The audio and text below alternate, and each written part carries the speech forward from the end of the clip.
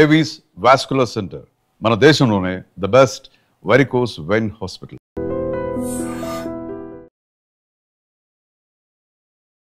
Welcome to I dream. నేను మీ భవ్య.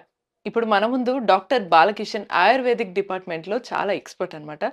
సార్ని అడిగి మన హెల్త్కి సంబంధించి డీటెయిల్స్ తెలుసుకుందాం. నమస్తే సార్, ఎలా ఉన్నారు?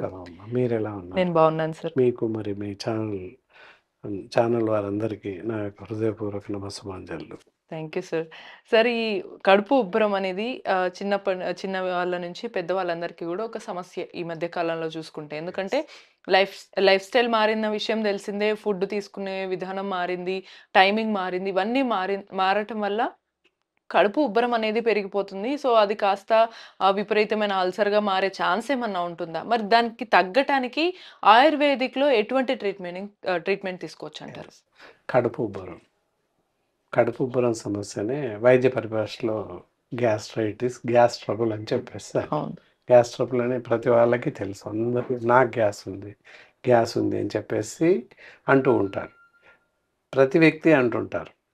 మేము చేస్తున్నటువంటి ఎగ్జామినేషన్లో ఒక 20 మందికి ఎగ్జామినేషన్ చేసినట్లయితే అందరూ నాకు గ్యాస్ ప్రాబ్లం ఉంది, ఎసిడిటీ ఉంది, గ్యాస్ ఉంది, ఎసిడిటీ ఉంది అని చెప్తూ ఉంటారు. కానీ 20 మందిని మేము ఎగ్జామినేషన్ చేసినట్లయితే ఒకరికి లేదా ఇద్దరికి మాత్రమే ఒరిజినల్గా గ్యాస్ ప్రాబ్లం ఉంటుంది. మిగతా వాళ్ళు ఎవరికి గ్యాస్ ప్రాబ్లం ఉంటుంది అని అపోహపడతారు. అంతే, ఉందేమో అని అపోహపడేసి రకరకాల మాత్రలు వాడేస్తుంటారు. వాళ్ళు లేకపోయినప్పటికీ ఏదో గోలి మింగేస్తుంది. తినే ముందు ఏదో ఒకటి వాళ్ళంతట వాళ్ళే సొంతంగా గ్యాస్ టాబ్లెట్ వేసేసుకోవడం చేస్తారు. వేసుకోకూడదు అనమాట. కానీ సార్, మరి అంటే ఎలా మనం వ్యత్యాసాన్ని ఎలా చూడొచ్చు అంటారు? అంటే నిజంగానే గ్యాస్ ఎలా ఉందని ఎలా తెలుస్తుంది? లేకపోతే ఉబ్బరంగా అనిపిస్తే అది ఖచ్చితంగా గ్యాస్ అని అనుకుంటారు, నిజమా కాదా ఎలా తెలుసుకోవచ్చు? ఇక్కడ గ్యాస్ ప్రాబ్లం అంటే 2 పరిభాషలు ఉన్నాయి. ఇక్కడ ఒకటి గ్యాసెస్ అంటే అపాన వాయువులు వెళ్ళిపోవడం అనమాట.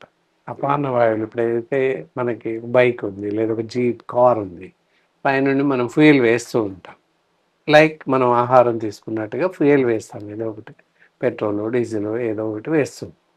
సో సైలెన్సర్ పొగ్గొట్టం నుంచి పొగ వెళ్ళిపోతూ ఉంటుంది, విషవాయువులు వెళ్ళిపోతూ ఉంటాయి. దట్స్ కాల్డ్ ఐస్ అపాన వాయువులు. మనిషికి కూడా అలాగే ఇన్పుట్ అవుట్పుట్ అలాగే ఉంటుంది.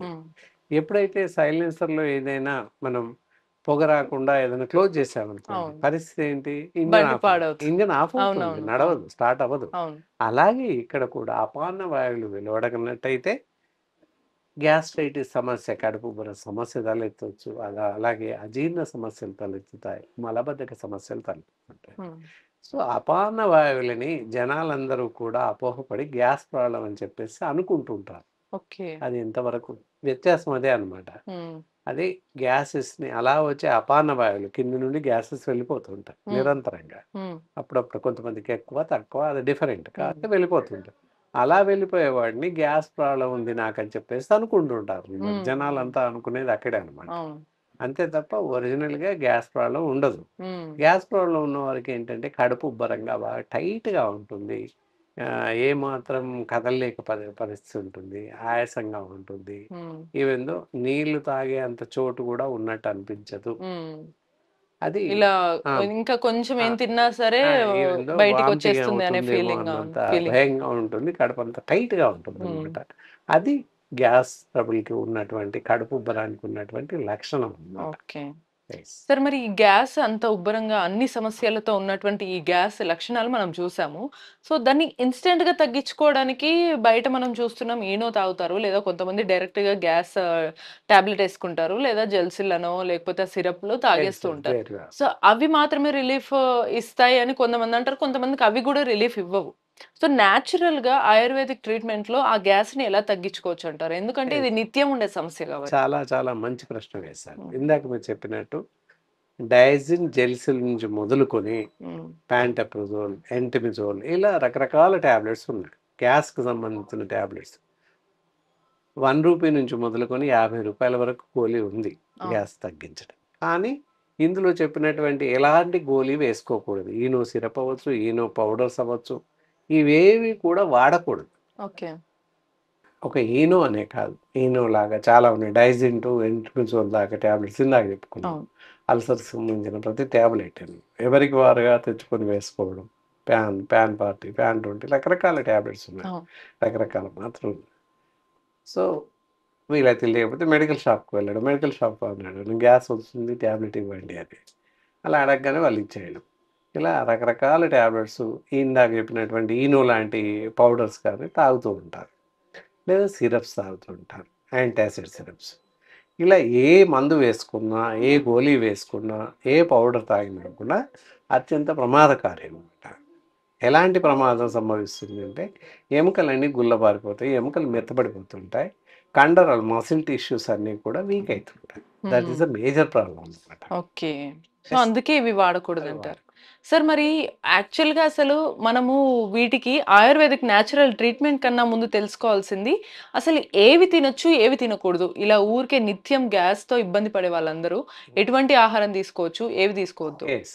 ఇక్కడ మనం తీసుకోకూడని ఆహారం చూద్దాం. తీసుకున్నట్టయితే లివింగ్ ఆఫ్ డైట్ తీసుకోవచ్చు. ఎలాంటి ఆహారం తీసుకోకూడదు? డీప్ ఫ్రైస్ ఉంటాయి, అవి పూర్తిగా మానేయాలి. అలాగే junk foods, bakery items, fast food సెంటర్లో లభించేటటువంటి noodles, all types of fried rice ఇలాంటివి తినకూడదు. బేకరీలో లభించేటటువంటి బిస్కెట్స్, కేక్స్, బర్గర్స్, పిజ్జాస్ రకరకాలు ఉన్నాయి, అవేవి తినకూడదు. ఎందుకంటే ఆర్టిఫిషియల్ సాల్ట్స్, ఆర్టిఫిషియల్ షుగర్స్ ఉంటాయి, ఆర్టిఫిషియల్ ప్రిజర్వేటివ్స్ ఉంటాయి మరీ ముఖ్యంగా.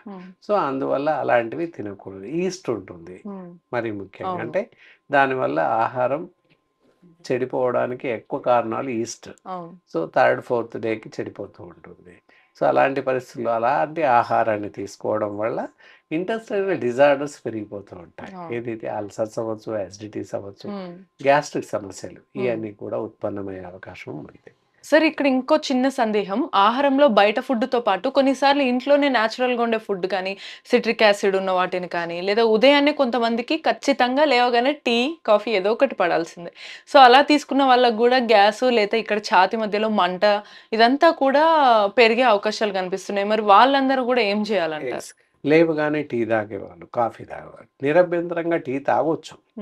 కానీ ఎలా అంటే టీ పెట్టుకొని చల్లబడ్డాక గోరువెచ్చగా కొంచెం వేడి ఉన్నప్పుడు వామ్ టీ తాగండి. వేడి కాకుండా చల్లటి టీ, కోల్డ్ కాఫీ తాగొచ్చు. మామూలు కాఫీ కాకుండా కోల్డ్ కాఫీ కలిపి పెట్టేసుకొని చల్లబడ్డాక తాగేయచ్చు.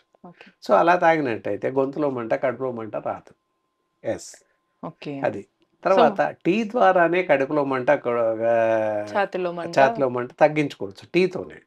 ఎలా అంటే ఇప్పుడు మామూలుగా టీ తీసుకుంటాం, టీ పౌడర్, టీ పెట్టేసి పాలు, టీ పౌడర్ అవన్నీ వేసేస్తాం, వాటర్ వేస్తాం, అందులో ఒక పావు టీ స్పూన్ వరకు బ్లాక్ పెప్పర్ పౌడర్ వేసేయాలి.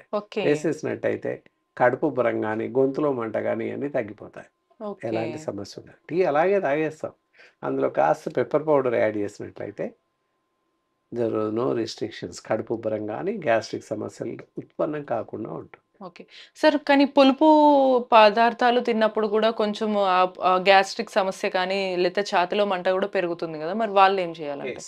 అలాంటి వారు ఏంటంటే ఏదైనా మంట అలాంటివి ఉన్న వాళ్ళు ఏంటంటే వాళ్ళకి మజ్జిగ ఉంటుంది కదా, చిలికినటువంటి మజ్జిగ ఒకటే నీళ్ళేసి స్పూన్తో కలపడం కాకుండా ఒక అరకప్పు మజ్జిగ పూర్తిగా పాల లెక్క తయారవ్వాలి. ఎలాంటి క్లాట్స్ అవి లేకుండా చాలా జాగ్రత్తగా బాగా తయారు చేయాలి. అలాంటి అరకప్పు మజ్జిగలో అంటే 1:3 డైల్యూషన్స్ ఆ విధంగా చిలికిన మజ్జిగ అరకప్పు తీసుకొని ఒక పావు teaspoon black pepper powder వేసి కలిపి తాగినట్లయితే మంట తగ్గిపోతుంది. విత్ ఇన్ మినిట్స్, గంటలు కూడా అక్కడ విత్ ఇన్ మినిట్స్లో మంట తగ్గిపోతుంది. సో అలా 1-2 డేస్ వాడినట్లయితే పూర్తి స్థాయిలో తగ్గిపోతుంది.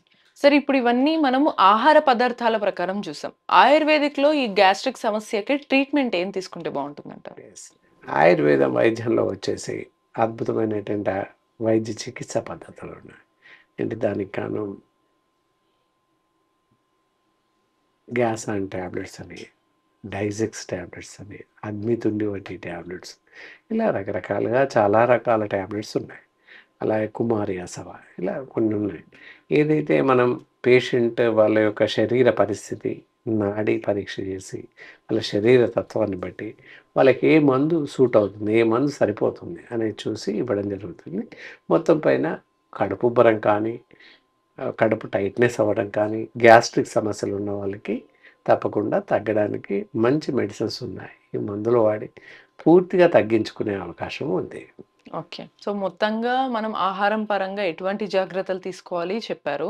దాంతో పాటు అప్పటికి సమస్య తీరట్లేదు, వస్తే ఏం చేయాలి అనుకున్న వాళ్ళకి ఆయుర్వేదిక్ ట్రీట్మెంట్‌లో మంచి మెడిసిన్స్ కూడా ఉన్నాయనైతే సార్ చెప్పారు. మరి ఇటువంటి మరిన్ని ఇన్ఫర్మేషన్స్ కోసం కీప్ వాచింగ్ ఐ డ్రీమ్.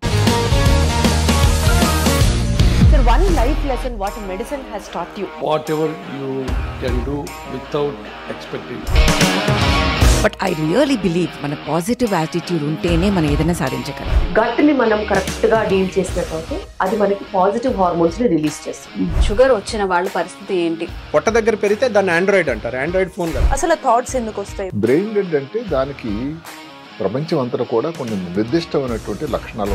మానసికంగా ధైర్యంగా ఉంటే క్యాన్సర్ జయించవచ్చు. You are a doctor for a cause sir, అంతే. వాళ్ళకి వచ్చిన ఆదాయం కాకుండా ఫ్రీ సర్వీస్ ఎంతమందికో చేస్తుంది.